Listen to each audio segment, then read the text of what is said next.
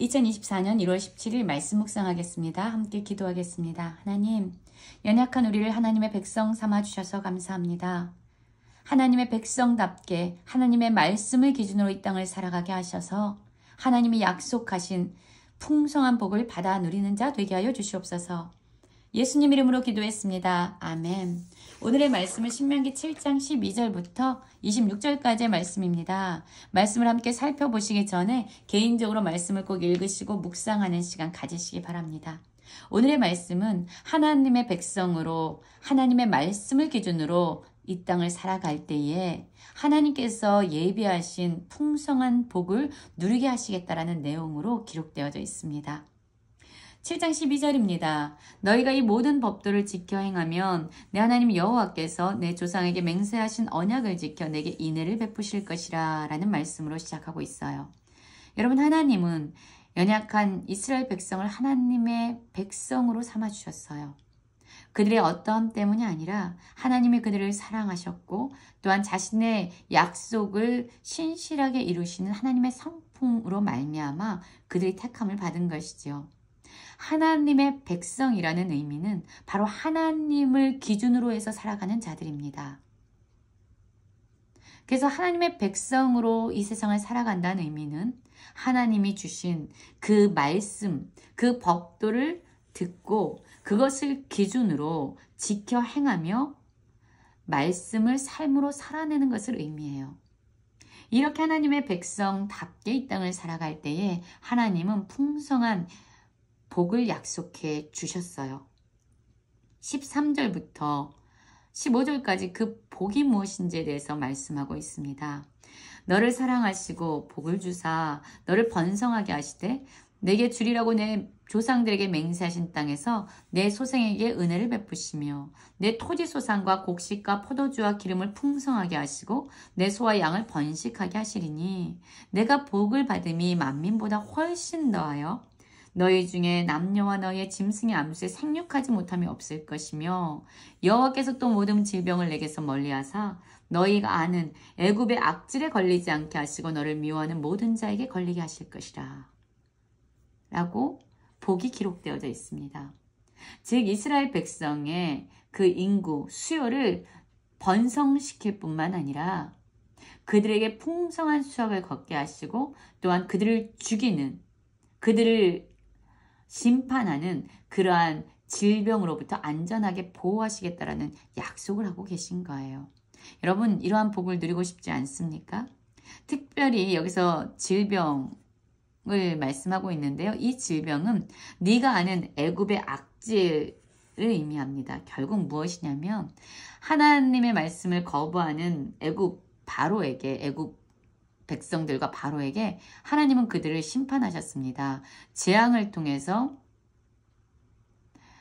그들에게 하나님이 누구이신지를 보여주셨어요. 애굽 사람들에게 내린 이 질병은요, 재앙이었습니다. 그들을 심판하시는 거예요. 이스라엘 백성에게 주지 않겠다라고 말하는 이 질병은요, 바로 그들을 죽이기 위해서 질병을 주시지 않겠다는 거예요. 그들에게 주시는 질병은 그들을 죽이기 위함이 아니라 혹시 그들에게 질병을 주실지라도 그들을 다시 살게 하는, 즉 하나님, 생명의 근원 되신 하나님을 알게 하는 그러한 통로이지 그들을 죽이고 그들을 저주하기 위한 질병을 주지 않겠다라는 의미입니다. 여러분, 그러나 우리가 기억해야 되는 것이 있어요. 우리는 지금 신약의 시대를 살고 있습니다. 눈에 보여지는 그 복에 우리는 메인 삶이 아닙니다. 사실 우리는요, 여기에 기록된 것보다 훨씬 더 큰 복을 받아 누리는 자들입니다. 이 복의 주권자는 누구죠? 이 복을 누가 주시나요? 바로 하나님이 주시죠. 복의 주인, 그리고 복을 내리시는 분, 복의 근원자는 바로 하나님 자신입니다. 그런데 우리는 이 신약의 시대를 살아가면서 예수님이 이 땅에 오셔서 우리를 구원하시기 위해서 십자가에 친히 죽으셨습니다. 그리고 다시 살아나셔서 부활, 영원히 죽지 않는, 죽어도 죽지 않는 그 부활의 생명을 우리에게 주셨습니다. 바로 예수님이 우리에게 주어진 거예요. 예수님의 생명을 가지고 우리는 사는 자들이지요. 우리에게 가장 큰 복은요, 눈에 보여지는 이러한 복보다 더 큰 복이 있습니다. 그것은 바로 하나님을 소유한 백성으로 살아가는 거예요. 복의 근원자이신 예수 그리스도가 우리의 생명이 되어셔서 살아가는 거예요. 하나님 자신이 바로 우리에겐 가장 큰 복이 되는 겁니다. 그래서 여러분, 이 세상에서 복을 받기 원하십니까? 그렇다면 하나님과의 관계를 방해하고 하나님과의 관계를 깨트리는 그 모든 것을 우리는 거부해야만 합니다. 그래서 7장 16절에 보면 이렇게 경고하고 계시죠. 내 하나님 여호와께서 내게 넘겨주신 모든 민족을 내 눈이 긍휼히 여기지 말고 진멸하여 그들의 신을 섬기지 말라. 그것이 내게 올무가 되리라. 이렇게 말씀하고 있습니다. 바로 복의 근원이신 하나님과의 관계를 깨트리는, 그래서 이방 민족, 하나님이 아닌 자기를 기준으로 세상 방식대로 살아가는 그들을 따라가지만 않는 것, 그것이 바로 하나님의 백성이 살아야 할 삶의 모습인 거예요. 그렇지 않을 때에 세상의 방식으로 세상에 섬기는 신을 섬길 때에 그것은 우리의 올무가 된다라고 말씀하고 있습니다. 또 하나의 올무가 여기 기록되어져 있는데요. 바로 그들이 조각한 신상을 불사르고 그것에 입힌 은이나 금을 탐내지 말며 취하지 말라. 그것으로 말미암아 너희가 올무가 되리라. 여러분, 은이나 금, 물질을 탐하는 이러한 것 역시 우리에게 올무가 된다고 말하고 있습니다. 이스라엘 백성이 가나안 땅을 정착했습니다. 그리고 그들이 섬기던 그런 신상들을 다 불사르는 거예요. 다 진멸합니다. 그런데 그 조각한 신상들에 입혀놓은 금이나 은이 있잖아요. 그럼 때론 이렇게 생각할 수 있지요. 이것을 같이 멸하는 게 너무 아깝다. 그러니까 이 금이나 은을 벗겨서 우리가 갖고 저 우상들, 신상들만 불사르자라고 이야기할 수 있다는 거죠. 이 물질에 대한 탐욕, 세상의 방식으로 미혹해가는 우리의 마음에 물질을 향한 이런 탐욕은 여러분 하나님과의 관계를 깨트리는 올무가 되어진다는 것을 기억해야 합니다. 이것을 하나님은 가증히 여기신다고 말씀하고 있어요. 가증한 것을 너희 집에 들이지 말라고 말합니다. 이것은 우리가 진멸당하는 이유가 된다라고 말합니다.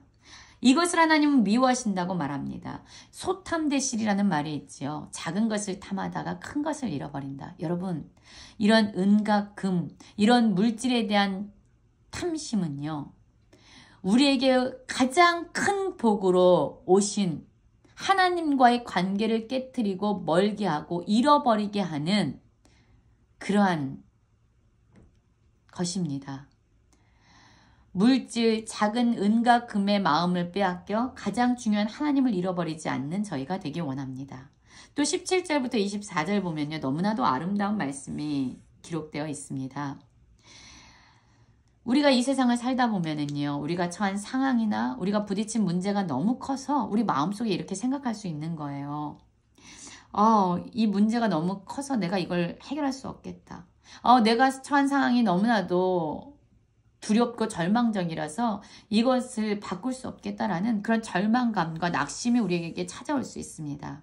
마치 이스라엘 백성들이 가나안 땅에 들어가서 이 민족들이 나보다 많으니 내가 어찌 그들을 쫓아낼 수 있으려 하고 절망하는 것과 같지요. 그럴 때 하나님이 말씀합니다. 두려워하지 말라고 말씀합니다. 여러분, 우리가 어떻게 해야지 두려워하지 않을 수 있을까요? 바로 기억하는 거예요. 오늘 기억하다란 말씀이 반복적으로 사용될 수 있지요.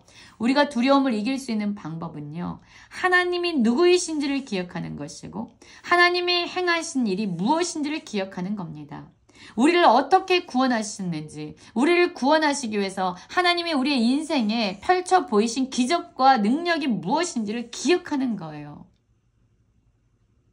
그러면 우리는 눈에 보여지는 상황과 문제로 말미암아 두려워하지 않을 수 있는 거죠. 두려움을 넘어설 수 있는 것입니다. 왜냐하면 그 하나님이 우리 중에 우리와 함께 계시기 때문이에요. 하나님이 우리보다 앞서 가셔서 우리를 위해서 싸워주시는 분이기 때문입니다. 두려운 마음이 들 때마다 하나님이 어떠한 분인지를 기억하십시오. 하나님이 우리를 위해서 행하신 그 일들을 기억하십시오. 그래서 하나님은 두려워하지 말라. 두려워하지 말라. 상황보다 더 두렵고 크고 위대하신 하나님이 너희 중에 있음을 기억하라고 말씀합니다. 기억하셔야 되는 거죠. 그리고 21절에 보면은요, 놀라운 말씀이 기록되어 있어요. 22절입니다. 내 하나님 여호와께서 이 민족을 내 앞에서 조금씩 쫓아내시리니 너는 그들을 급히 멸하지 말라. 들짐승이 번성하여 너를 해할까 하노라 라고 말씀하고 있습니다. 여러분, 우리가 어떤 엄청난 문제가 있고 엄청난 상황 가운데 있으면 하나님 이 문제를 빨리 해결해 주십시오. 하나님 이 상황을 빨리 벗어나게 해 주십시오 라고 기도할 수 있어요. 그러나 하나님께서는 이 일을 조금씩 쫓아내신다고 말씀합니다.